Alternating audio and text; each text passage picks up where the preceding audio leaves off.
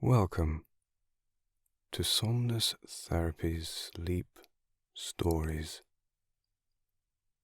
If you're looking for a relaxing tale to help you drift off into a deep, restorative sleep, then close your eyes, settle into bed. Let your head sink into the pillow, taking in a deep breath, holding it just for a moment, and now let it all go as we start our retelling of tonight's story, Peter Pan.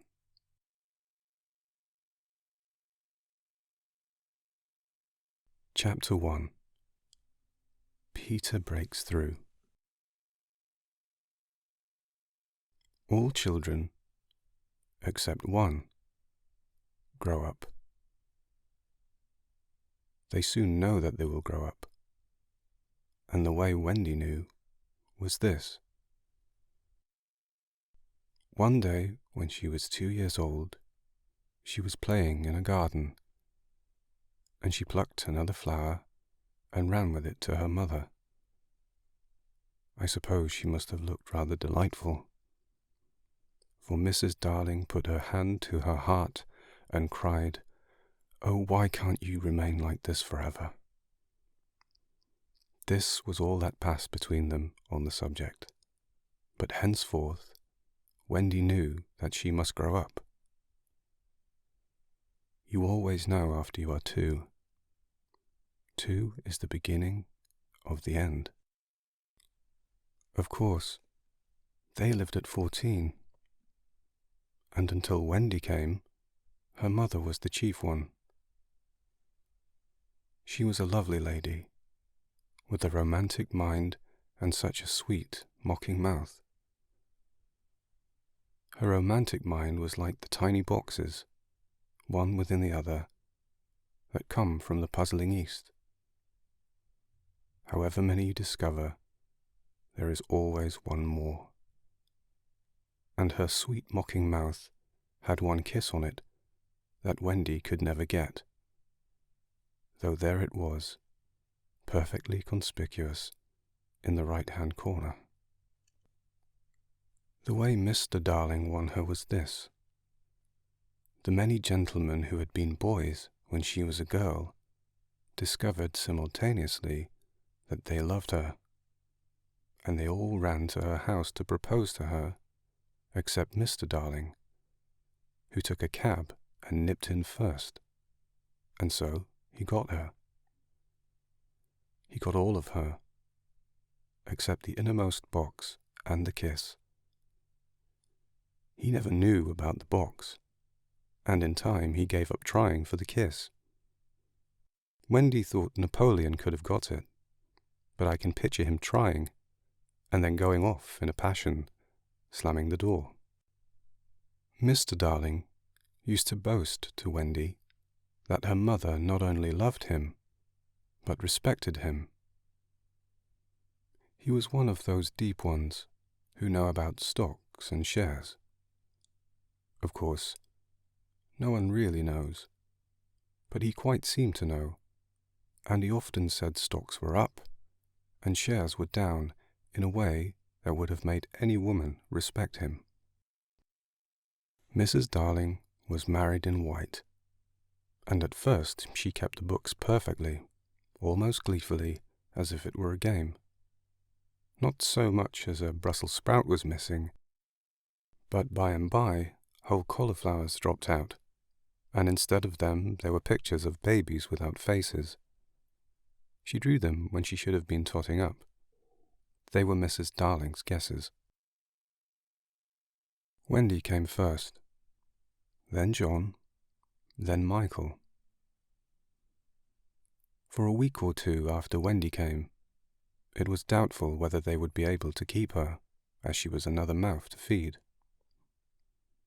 Mr. Darling was frightfully proud of her, but he was very honourable, and he sat on the edge of Mrs. Darling's bed, holding her hand and calculating expenses while she looked at him imploringly.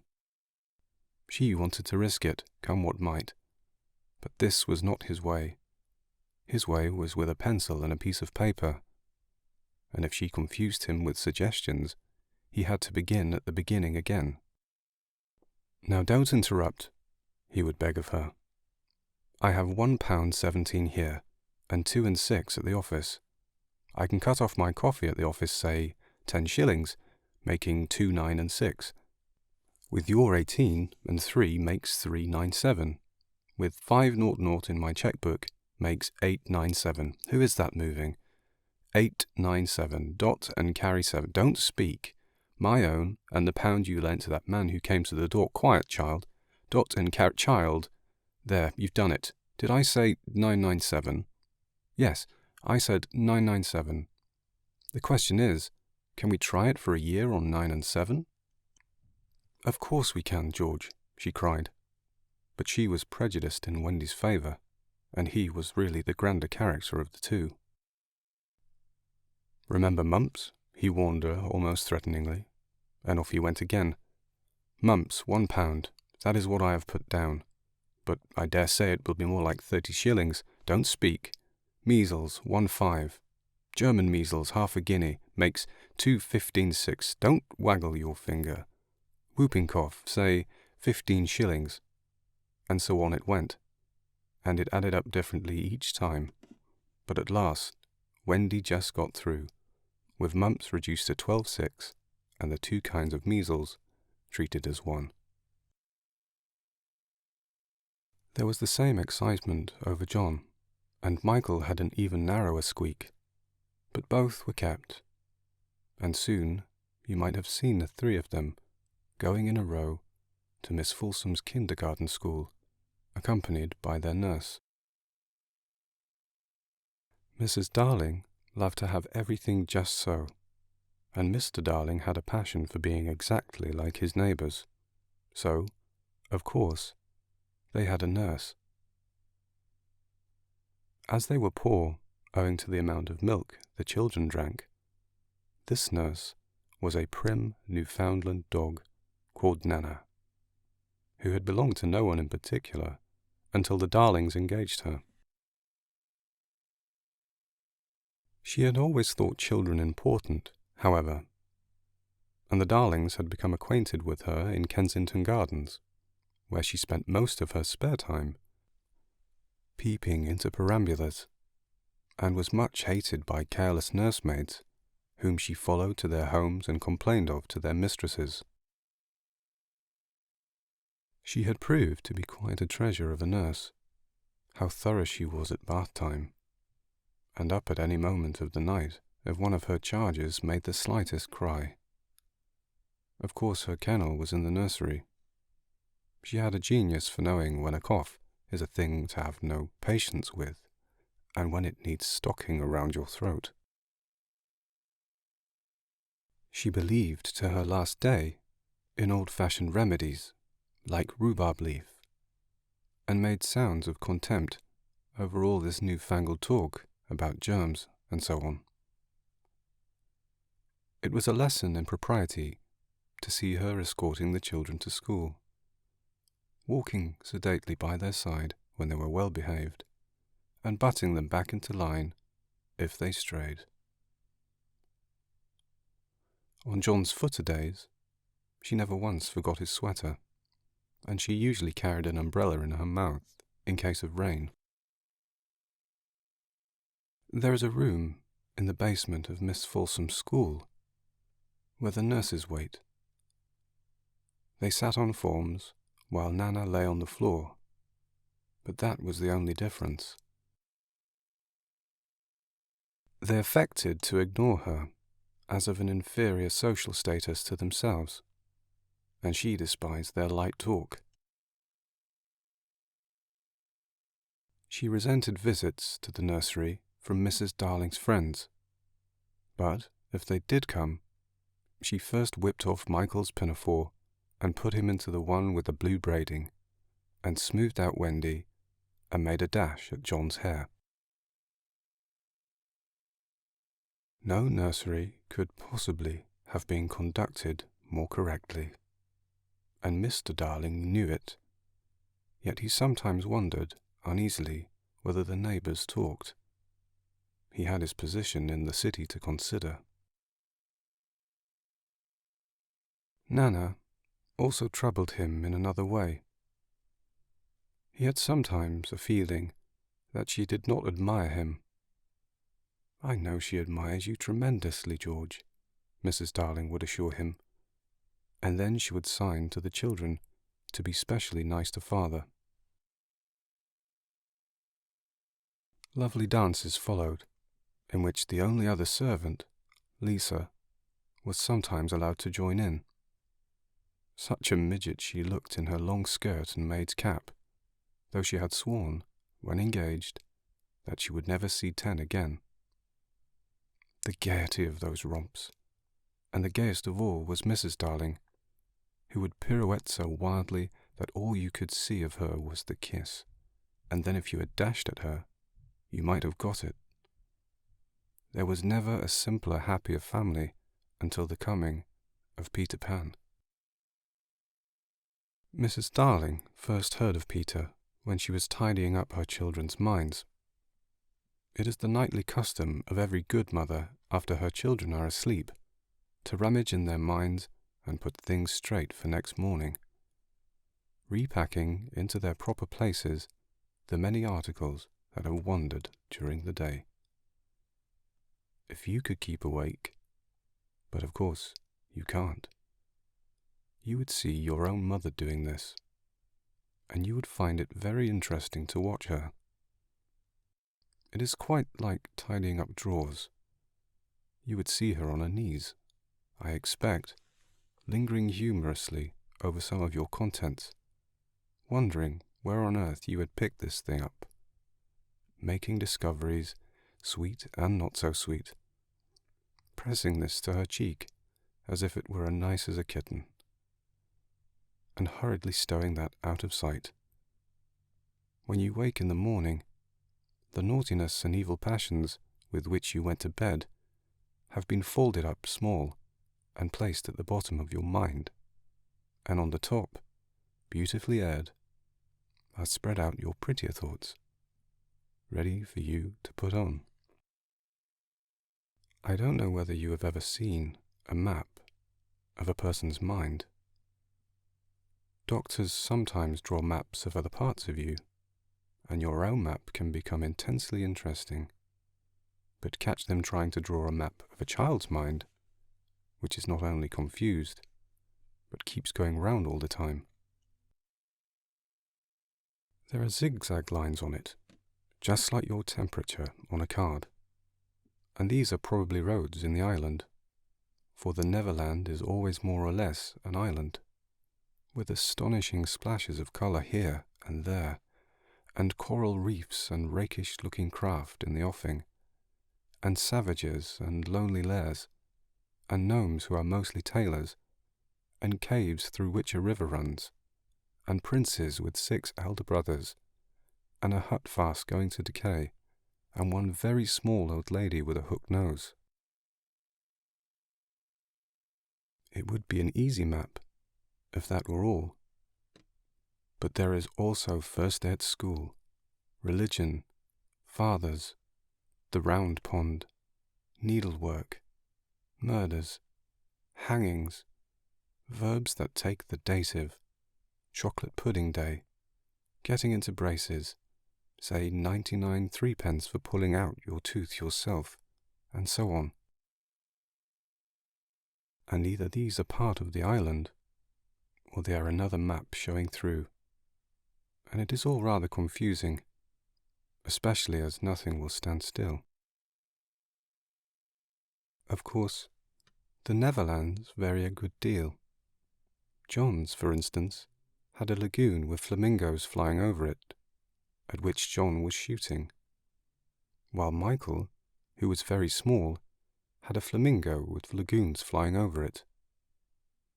John lived in a boat turned upside down on the sands, Michael in a wigwam, Wendy in a house of leaves deftly sewn together. John had no friends. Michael had friends at night. Wendy had a pet wolf forsaken by its parents. But on the whole, the Neverlands have a family resemblance, and if they stood still in a row, you could say of them that they have each other's nose, and so forth. On these magic shores, children at play are forever beaching their coracles. We too have been there. We can still hear the sound of the surf, though we shall land no more. Of all delectable islands, the Neverland is the snuggest and most compact. Not large and sprawly, you know, with tedious distances between one adventure and another, but nicely crammed. When you play at it by day with chairs and tablecloth, it is not in the least alarming, but in the 2 minutes before you go to sleep, it becomes very real. That is why there are night lights. Occasionally, in her travels through her children's minds, Mrs. Darling found things she could not understand, and of these quite the most perplexing was the word Peter. She knew of no Peter, and yet here he was, here and there, in John and Michael's minds, while Wendy's began to be scrawled all over with him. The name stood out in bolder letters than any of the other words, and Mrs. Darling gazed. She felt that it had an oddly cocky appearance. Yes, he is rather cocky, Wendy admitted with regret. Her mother had been questioning her. But who is he, my pet? He is Peter Pan, you know, Mother. At first, Mrs. Darling did not know. But after thinking back into her childhood, she just remembered a Peter Pan who was said to live with the fairies.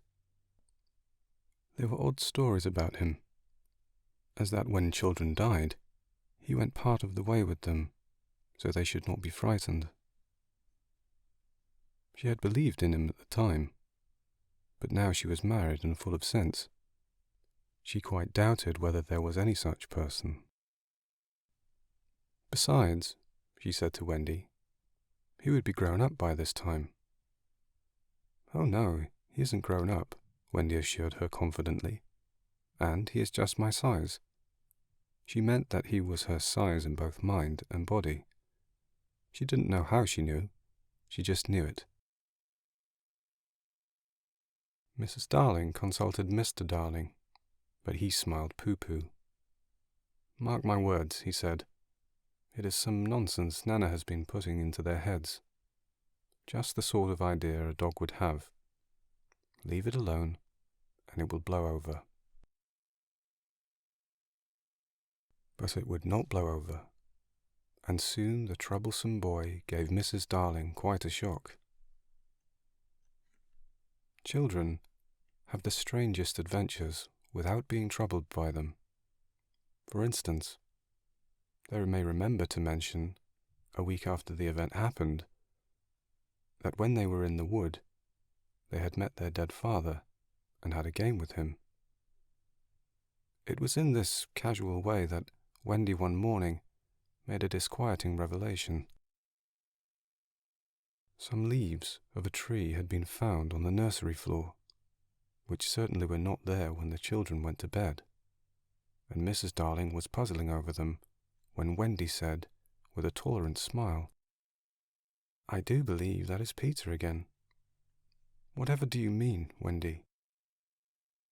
It is so naughty of him not to wipe his feet, Wendy said, sighing. She was a tidy child.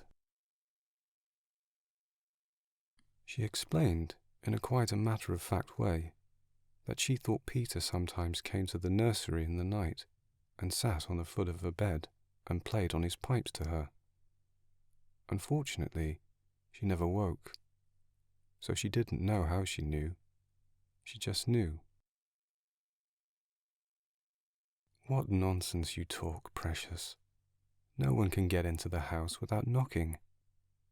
I think he comes in by the window, she said. My love, it is 3 floors up. Were not the leaves at the foot of the window, Mother? It was quite true. The leaves had been found very near the window. Mrs. Darling did not know what to think, for it all seemed so natural to Wendy that you could not dismiss it by saying she had been dreaming. My child, the mother cried, why did you not tell me this before? I forgot, said Wendy lightly. She was in a hurry to get her breakfast. Oh, surely she must have been dreaming. But, on the other hand, there were the leaves.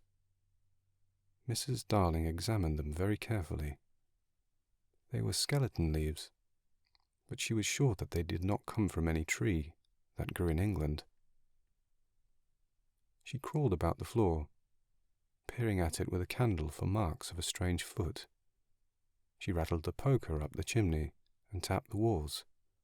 She let down a tape from the window to the pavement, and it was a sheer drop of 30 feet, without so much as a spout to climb up by. Certainly Wendy had been dreaming. But Wendy had not been dreaming, as the very next night showed. The night on which the extraordinary adventures of these children may be said to have begun. On the night we speak, all of the children were once more in bed. It happened to be Nana's evening off, and Mrs. Darling had bathed them and sung to them, till one by one they had let go of her hand and slid away into the land of sleep. All were looking so safe and cozy that she smiled at her fears now and sat down tranquilly by the fire to sew. It was something for Michael, who on his birthday was getting into shirts. The fire was warm, however, and the nursery dimly lit by 3 night lights, and presently the sewing lay on Mrs. Darling's lap. Then her head nodded, oh so gracefully. She was asleep. Look at the 4 of them. Wendy and Michael over there, John here, and Mrs. Darling by the fire. There should have been a 4th nightlight. While she slept, she had a dream. She dreamt that the Neverland had come too near, and that a strange boy had broken through from it. He did not alarm her, for she thought she had seen him before in the faces of many women who have no children. Perhaps he is to be found in the faces of some mothers also. But in her dream, he had rent the film that obscures the Neverland, and she saw Wendy and John and Michael peeping through the gap. The dream itself would have been a trifle, but while she was dreaming, the window of the nursery blew open, and a boy did drop on the floor. He was accompanied by a strange light, no bigger than your fist, which darted about the room like a living thing, and I think it must have been this light that wakened Mrs. Darling. She started up with a cry, and saw the boy, and somehow she knew at once that he was Peter Pan.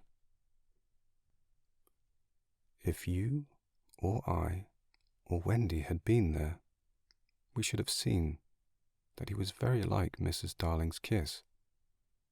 He was a lovely boy, clad in skeleton leaves and the juices that ooze out of trees. But the most entrancing thing about him was that he had all his first teeth.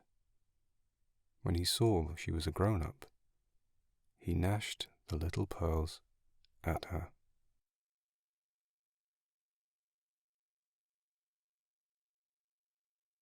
We hope you enjoyed this retelling of Peter Pan and have drifted off into a blissful slumber. But if you're still with me, why not try another of our sleep stories? Or visit our website, somnustherapy.com, and learn how you can achieve deep sleep every night.